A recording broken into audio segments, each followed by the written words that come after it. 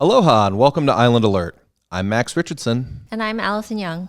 And today we've got a powerful interview for you. The following program is a production of Kauai Community Media.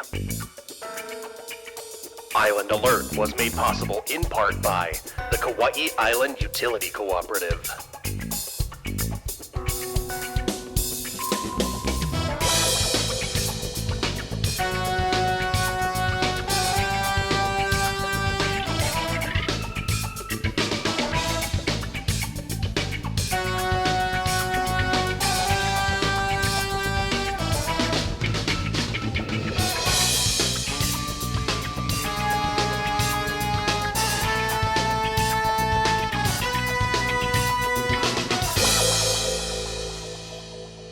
Before we start, don't forget to subscribe to Kauai on YouTube. Discover more incredible stories, stay inspired, and stay in the know about all things Kauai. So Allison, thank you so much for coming on the show. Thank you for having me. Yeah, it's great to have you in here. Tell us about yourself. Where are you from? How'd you get involved with KIUC? So I'm from Maryland originally, the DC area, and my background is in public health. And I moved to Kauai in 2020. Before that, I was working at the Frederick County Health Department as the public information officer.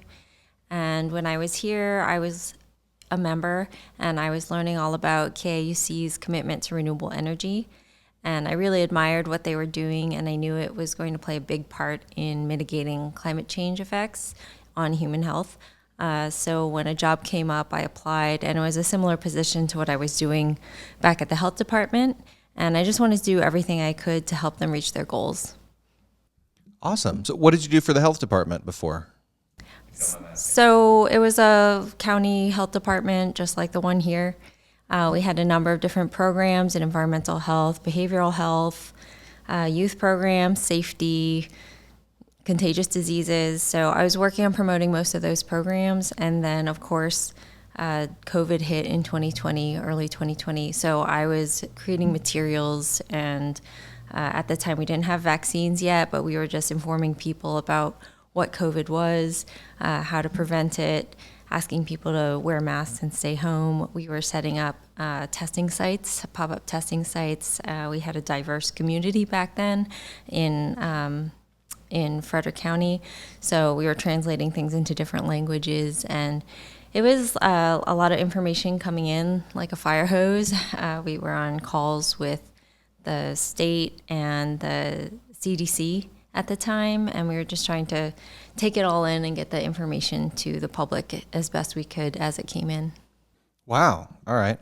That's a lot. That sounds like a heck of a sounds like a tough situation to be in, a tough job. And that sounds like a great type and volume of experience to be bringing to our little corner of the Pacific here. So can you tell us a little bit about KIUC itself? Like a lot of people, I think, don't necessarily know what is a co-op, and why did KIUC decide to model their business as a co-op as opposed to, most utilities are just like a traditional privately owned business? Yeah, so that was one of the things that really attracted me to KIUC. I had worked in health nonprofits before, and the cooperative model is just really cool.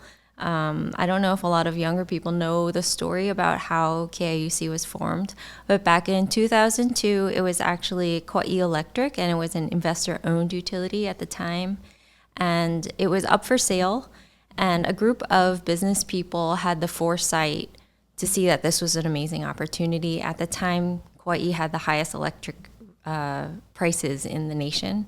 And they realized that if they could purchase the utility and turn it cooperative, that they would have autonomy and more control over their sources of power, and therefore the rates of power, the electricity rates. And so they were able to come together and purchase it and turn cooperative. And for people who don't know, cooperatives are governed by 7 cooperative principles, and those include a concern for community and democratic member control. So every year we have elections, and then you'll see a lot of KIUC workers out in the community volunteering. We sponsor a lot of nonprofit organizations. We have a lot of affordability programs for our members, and we just give back in every way we can because we are member-owned. Awesome. Awesome. Yeah, I think I've definitely gotten KIUC ballots in the mail every year, and I see your guys' name and logo on banners. I go and cover a lot of nonprofit events, and I see your guys' name all over the place. And in fact, eagle-eyed viewers at home probably saw KIUC's logo on the opening titles for this show. Because one of the nonprofits that you guys underwrite is Hawike. So thank you very much. You're welcome. We're happy to from us support you. local media. Well, we're very happy to be supported. And we're happy to work with KIUC. You're actually, you guys are the first non-government organization that I've had on the show here. All of the previous episodes have been emergency services folks like police and fire. Even though you guys are not a part of the government, you're on duty around the clock too, just like they are. And you play a part in emergency response when we have, weather events, et cetera. So tell us a little bit about that. Right. So KIUC is the sole electricity provider on Kauai, and people don't usually think of utility workers as being first responders, but our workers are on call 24/7, 365 days a year because no one wants to be without power even in the middle of the night. So our crews and the people that work at the power plants and our call centers, they're on call all the time basically. And so if the power goes out in poor weather, which is usually when it does go out, if it's windy, they might be at home with their families, they might be having dinner or at the beach or something, and they're on call, and they will pick up everything and come in to wherever the outage is to work on it. So in that way, they kind of are first responders because no one wants to be without power longer than they need to be. And then electricity is a utility, so it's considered critical infrastructure, and it's a part of, we're part of the emergency response with the county and the state and the federal agencies. And so we work closely with them on preparation and response and recovery. And we are part of the Emergency Operations Center, also known as the EOC, and that's managed by the Kauai Emergency Management Agency, also known as KEMA. And so for people who don't know, KEMA has an operations center. It's a physical location, and anytime that there's an emergency or a threat, people will come together, different representatives, the mayor's office, all the first responders, hospitals, healthcare providers, nonprofit agencies like the Red Cross, utilities, and it's a way to share information together and plan and execute any kind of response. So if there were a hurricane or a wildfire or some other kind of threat, we'd all be working together. We also work very closely with the county and their public information team. And so there's a coordinated response. That way people aren't getting information from lots of different places. And we also communicate directly to our members through our website, through our social media, through text and phone calls and emails. So we encourage people to sign up for all of our alerts if they want to be notified. Well, that's great. That's really wonderful. And it sounds like even though you guys are not obligated to behave this way, even though you guys are not a part of the government, it sounds like you guys are just sort of voluntarily assuming the same level of responsibility to your members or constituents that a government would, like being available all the time, being on call, like you said. So that's really cool. That's, you don't see a lot of non-government businesses that have that level of, that voluntarily take on that level of responsibility and obligation to the folks, So do you guys are the power plants okay, so I call 911. There's there's a call center at the police station with dispatchers that are there around the clock. Do you guys have like a manned call center like that? Is it a computerized service? What happens when I've never noticed when my power has gone out at 2 a.m, so I don't know what happens when you call. Right. So we have member service representatives, and we have a call center that people can call in during business hours, and they'll get a member service rep. If it's after hours, the calls roll over to the power plant, and we have people staffing the power plants 24/7. So Okay. there will be someone there. Cool. All right. what is it that I know there's a lot of different ways, a lot of different, I guess, resources that can be converted into electricity. What method is KIUC using to generate our power? So KIUC's board of directors, which were democratically elected, they set the strategic goal to reach 100% renewable energy by 2033. And at this point in time, we are about 50% renewable. So 50% is coming from fossil fuels on an annual basis. And the rest of the time, we have solar plus storage. We also have hydro and we have biomass. We are looking into biodiesel as well.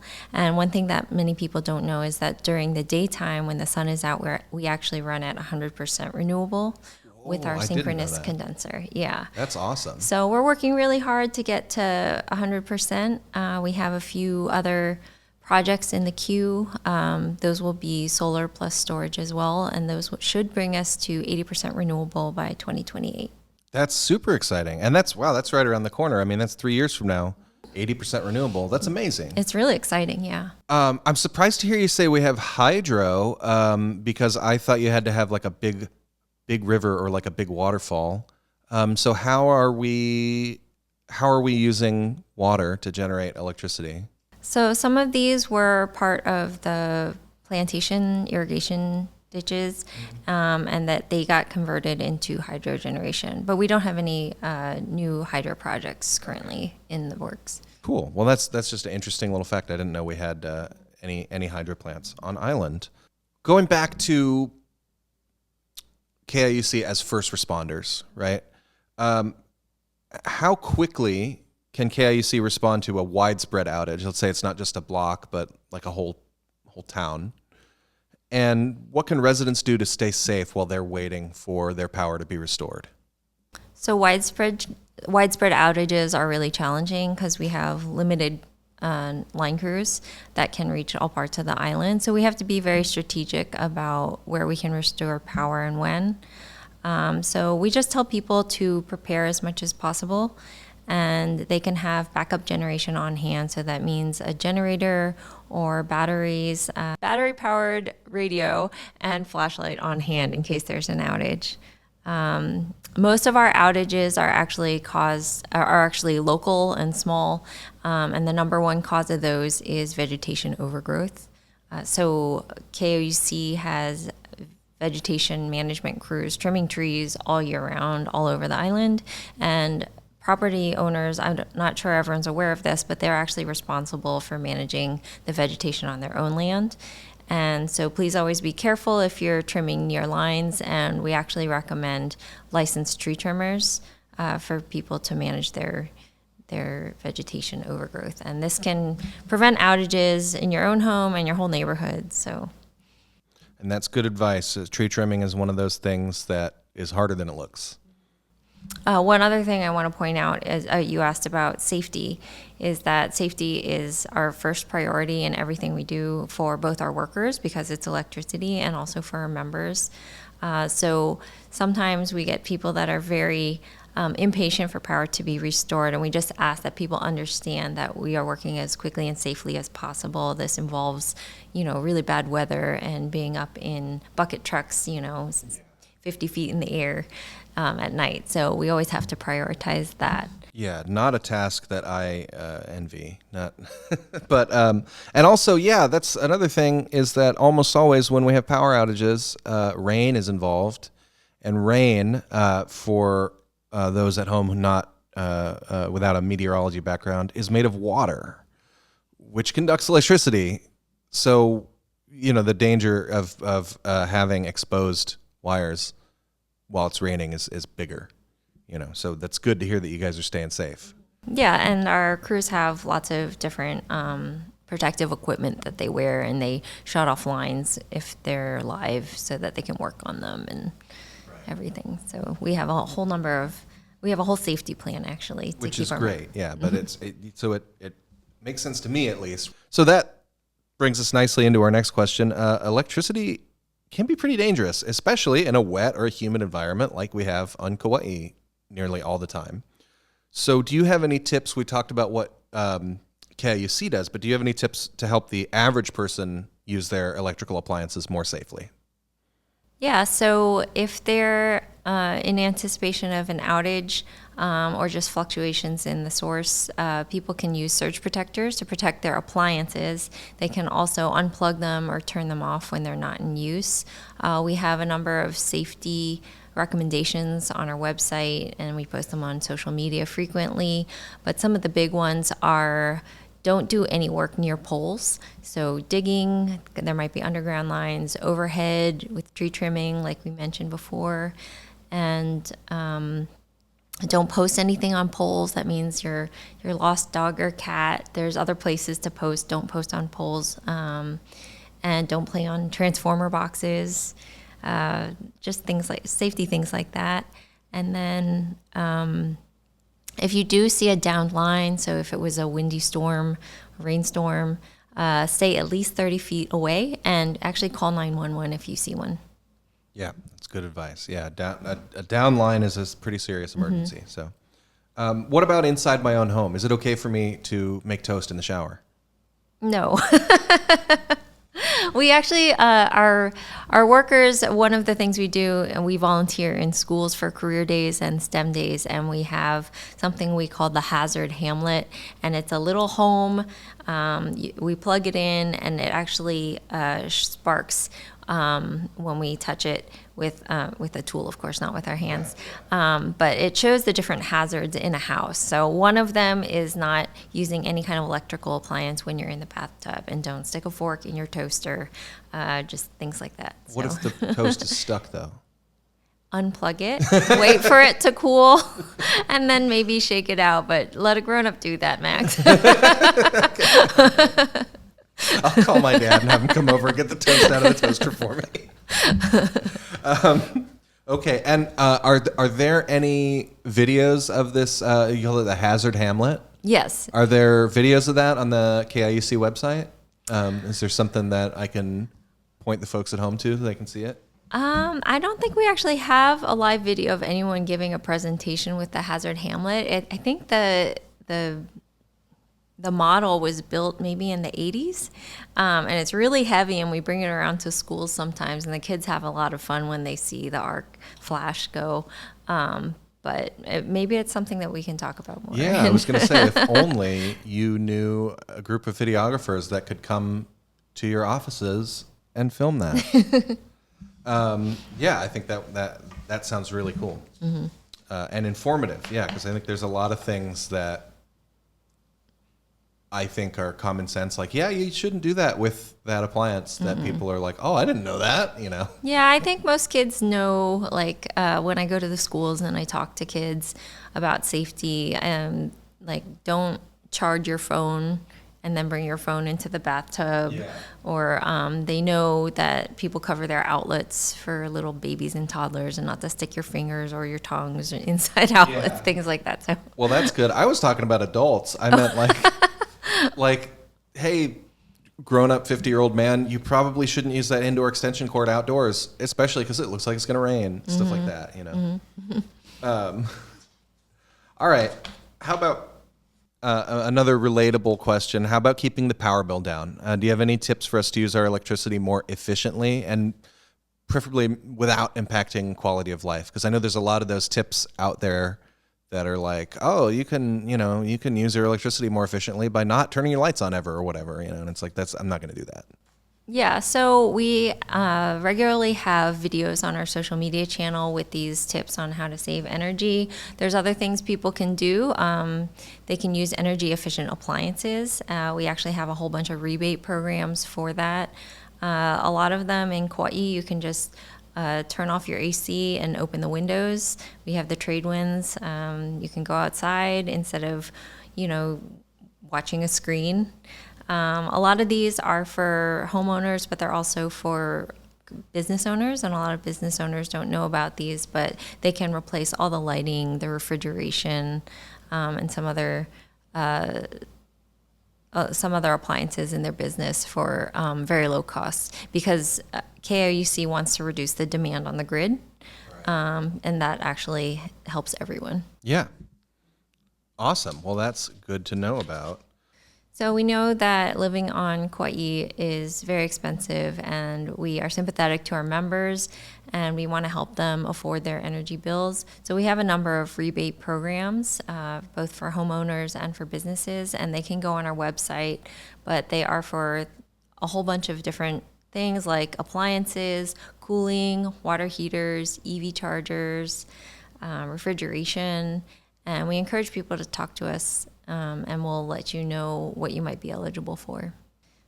We actually have a program where people, if they suddenly have a spike in their energy bill and they don't know why, they can call us and we'll send someone out to troubleshoot and do an energy audit on their home or business, and they can see what might be causing the problem. That's really useful. That's awesome, because I'm sure that's happened to everyone at least once. I know it's happened to me at my house before, where I look at the power bill and I'm like, what the heck happened? Did you figure it out? Yes, but it would have been cool if someone else figured it out.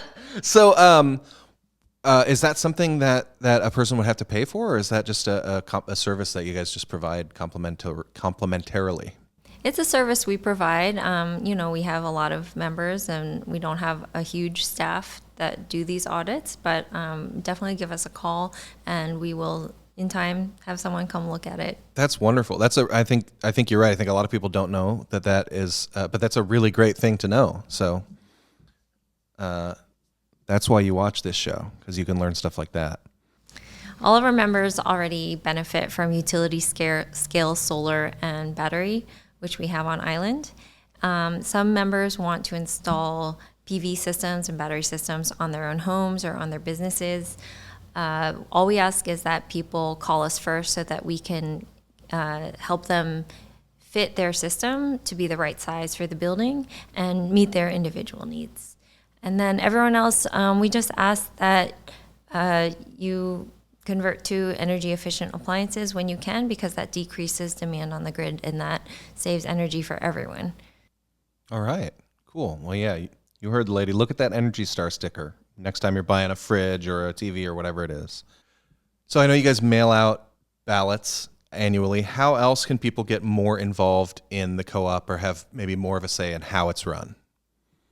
Well, when we mail out those ballots, they can vote. We have nine directors on our board of directors, and we have an election for 3 seats every year. The election is run by an outside contractor called Merriman River Group to make sure that it's anonymous and fair. So in addition to that, they can stay updated by what we're doing by following us on social media. They can read our magazine Currents, which comes out quarterly, and they can attend our annual meeting, which is coming up in July. Awesome. All right. And we'll have, I'll put the specific date for that meeting on the bottom of the screen, or if you're listening to this as a podcast, it'll be in the show notes. So you can take a look at that. Our next annual meeting is July 30th. It's a Wednesday at the Philippine Cultural Center. Okay. And can any KIUC member run for the board of directors? Could I be on the board of directors? I think anyone who's a member can run for the board of directors. All right. That is, I'm sure some people will be very interested to know that, because I think no matter where you live, the power company is one of those companies that people like to critique. So, hey, if you think you can do better. I think the full list of eligibility rules is on our website. Okay. So, all right. So 2 questions that I like to ask everyone at the end of an interview on this show. What do you think is the biggest challenge that is facing KIUC today? So KIUC is an island grid, which means we are in charge of our own generation, transmission, and distribution. So we're doing a lot that other co-ops on the mainland aren't dealing with. And we have to balance reliability for our members, prevent outages when we can, resiliency in the face of climate change effects and cyber threats. And we do all this while we're trying to reach 100% renewable. And so as a cooperative, we're also trying to be fair to our members and give them the most affordable rates as we can. And so these are all really monumental tasks. But we are committed to reaching 100% renewable by 2033, which is 12 years before the state of Hawaii's mandate. of 100% by 2045. Well, yeah, that sounds like a laundry list of significant challenges, but I would say it sounds like you guys are handling them admirably, and keep up the good work. Yeah. All right. So what's one thing that you want everyone on Kauai to know? If there's a question you really wanted me to ask you that I haven't asked you, now is your chance to answer it. What do you want to say? So KIUC is the only cooperative in the state of Hawaii, and many people don't realize this, but because of our autonomy as a cooperative, we have local governments, and because we transitioned to renewables, like I mentioned at the beginning when it was formed, we actually have stabilized rates and went from being having the most expensive electricity in the country to having, at the moment, the lowest rates in the state of Hawaii. And so we're very proud of that while being a global leader in renewable energy. And we just ask that all members be patient with us, because anytime there's an outage, we're working very hard to give you the best service safely. So just be patient. Thanks. Awesome. All right. Well, thank you so much, Allison. That was a great, you know your stuff. It was a great interview. I just think that people don't realize that KIUC is a global leader in renewable energy. We actually just hosted researchers from the National Renewable Energy Lab who came from different universities, PhDs, to learn about what we're doing to apply it to the mainland one day, because we're so far ahead. Wow, that's incredible. I didn't know that, actually. Yeah. That's really cool. That's incredible. Yeah, there's a lot for people to be proud of with our model, our cooperative. Great. Well, keep up the good work. That's awesome. You guys are doing a good job. Thank you. Well, that's our show. Allison, thank you so much for coming in. Thank you so much for having me. Tune in next time, where we'll talk with another of Kauai's first responders. Until then, stay safe out there. Aloha.